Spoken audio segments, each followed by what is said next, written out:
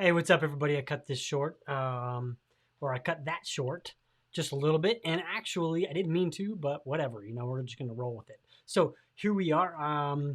I am going to do a quick little broadcast here about the comparison between volume ventilation and pressure ventilation, and when you are doing mechanical ventilation, or you have your patient on a mechanical ventilator and you have chosen one or the other, whether it's pressure ventilation mode or volume ventilation mode, why it is so vitally important that you are monitoring both.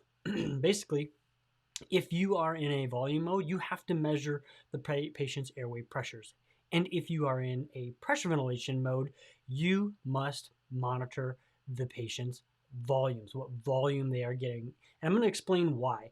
But really quickly, if you think about, if you're familiar with mechanical ventilation, or even if you're not, one of the things that you need to realize is that when you put a patient in pressure ventilation mode, the ventilator is not assessing how much volume it's actually giving the patient.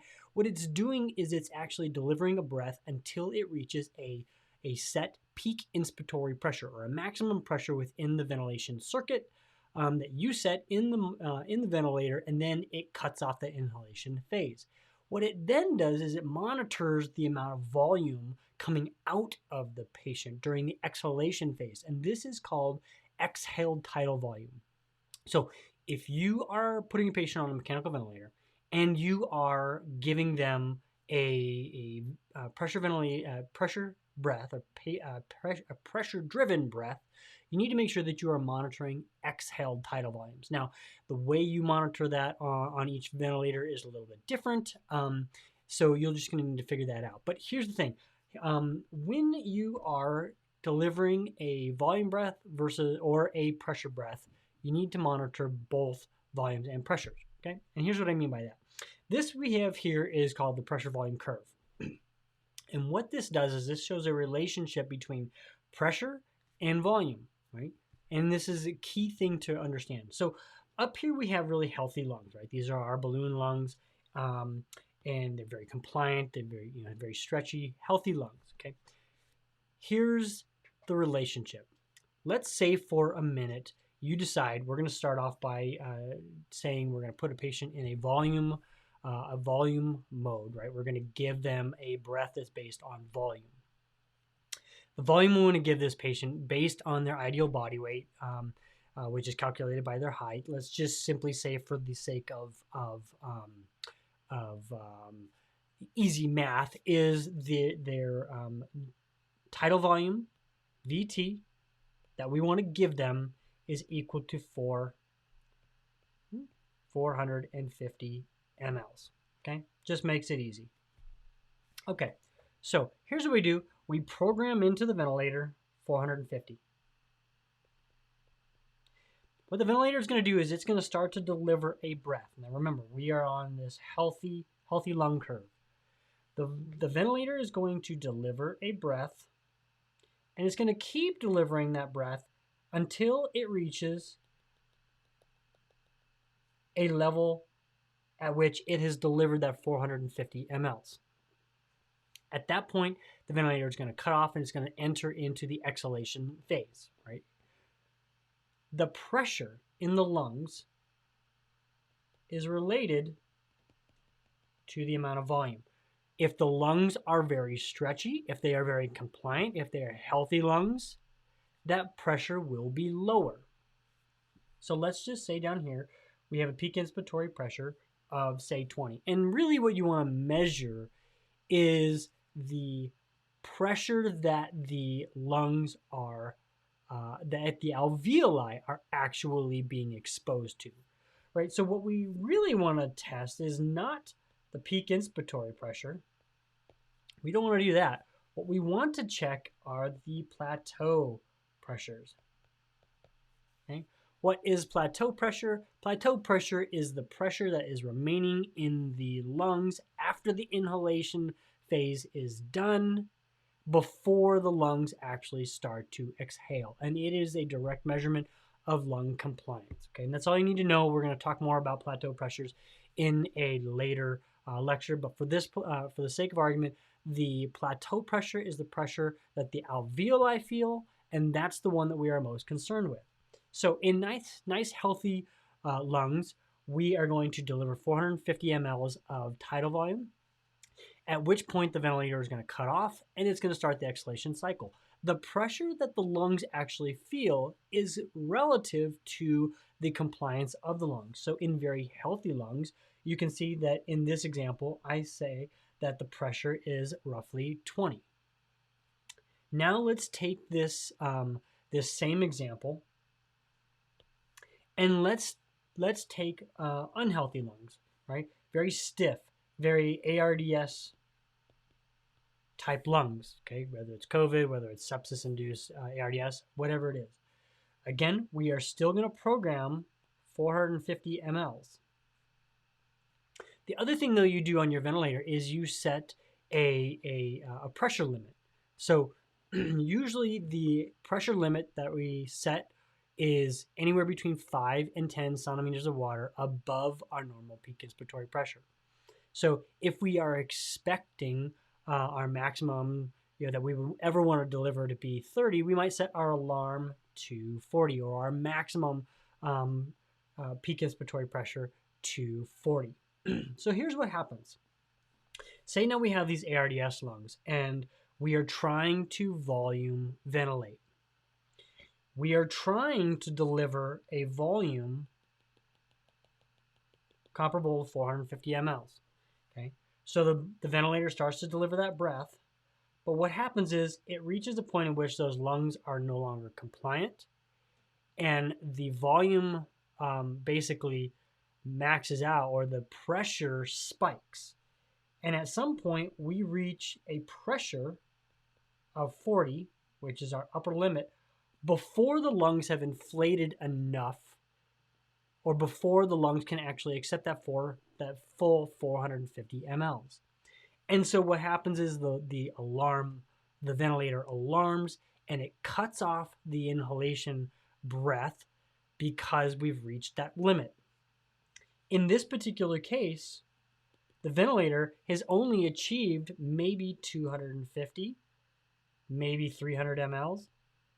In either case, we have not reached an adequate volume, or our target volume, right? If we know the patient has ARDS lungs, then we can anticipate this.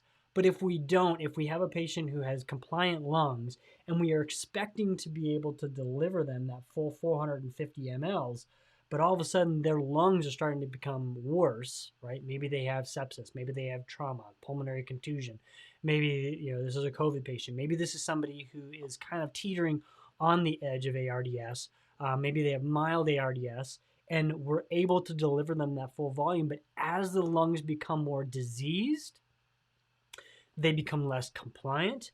This pressure volume curve, this curve that we were expecting to see, this healthy lung curve, starts to drop. It starts to trend down towards these ARDS style lungs. And so what ends up happening is, as our lungs become more diseased, as they become less compliant, our pressures go up faster than our volume. Okay, we are going to reach a maximum pressure before we actually achieve the desired tidal volume that we want to deliver. Okay, so we are targeting 450 mLs. We are only getting maybe 300 because we are hitting that pressure limit. Okay, this is if you're volume ventilating. Okay, so when you are volume ventilating, it is important to monitor your airway pressures. Okay, so what I talked a little bit about just there is these diseased lungs, but from the perspective of delivering a breath, if we are volume ventilating and we give this full, we're shooting for 450 mLs, we expect that to be right around 20 centimeters peak inspiratory pressure. Okay. We need to constantly be monitoring our airway pressures. And here's why. the ventilator is going to continue to deliver or going to continue to attempt to deliver 450 mLs in this particular case.